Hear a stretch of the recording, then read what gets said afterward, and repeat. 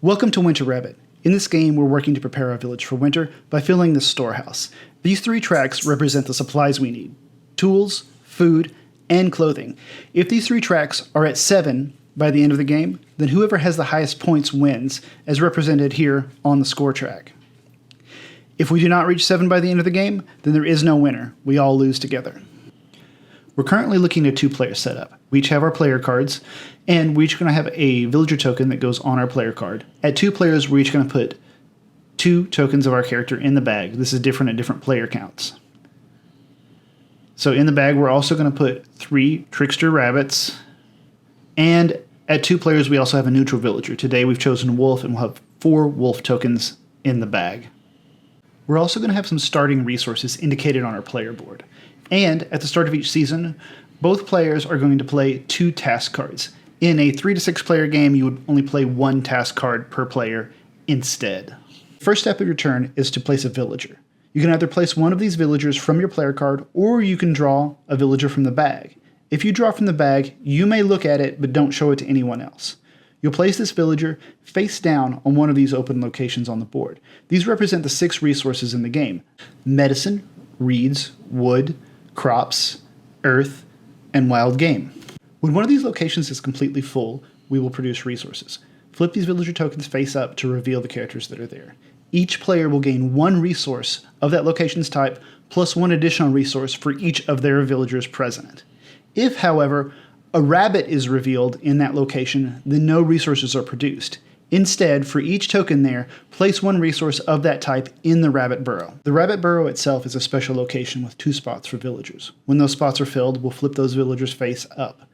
Those villagers can now take back everything in the rabbit burrow, so starting with whoever's in the 1 spot, we'll divvy those resources up until they're all gone. If a rabbit is revealed at the rabbit burrow, then instead of anyone gaining resources, anything at the rabbit burrow is returned to the supply, and we each have to pay 1 resource of our choice, if we have it, to the rabbit burrow. Clearing land lets you place a villager in a location that's full. Take a conservation token off and place it in your basket. Now, place a villager in that spot.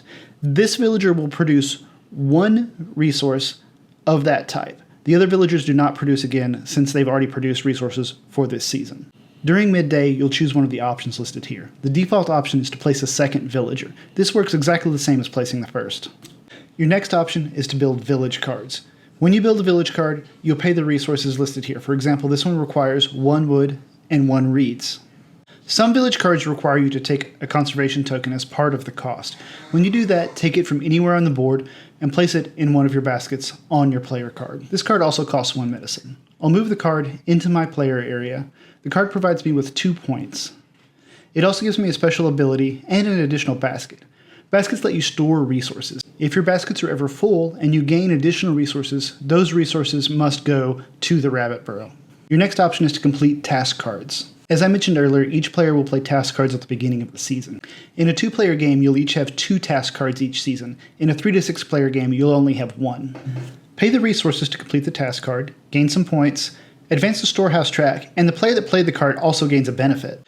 You can complete more than 1 task card on your turn, or the same task card multiple times if you have the resources. Task cards don't go away until the end of the season. Restoring land is your final option. If you have conservation tokens, you can get rid of those by paying 1 resource for each token you want to get rid of. You can place it back on the board in any open location. This lets you manipulate how resources are produced. For example, Earth now only requires 1 villager to produce resources. Evening actions are optional. You can choose one of these 2. First option is to tell a story. Stories are listed over here on this side of the board. They cost 3 resources of any type and provide 3 points. Teal stories provide an ongoing benefit. When you complete one of these stories, place it in the center of the board. If another story is completed later, it'll cover that story, changing the ongoing benefit for all players. The orange stories have an instant effect. These happen immediately and then the card is discarded. Your other evening option is to swap a resource from your baskets with another resource from the supply. The season will end when there are no more villagers in the bag. Return all of the villagers to the bag, advance the season tracker 1 spot, and in the 2nd season we're going to add 2 more villagers, 1 for each player, back to the bag. In the 3rd season, we'll add an additional rabbit to the bag. And in the 4th season, we'll add these frost tokens. When you draw a frost token, simply set it aside and draw again. When the 4th frost token is drawn from the bag, the game ends at the end of your turn. If all 3 storehouse tracks are at 7, then whoever has the highest points wins. If we're not prepared for winter, then there is no winter.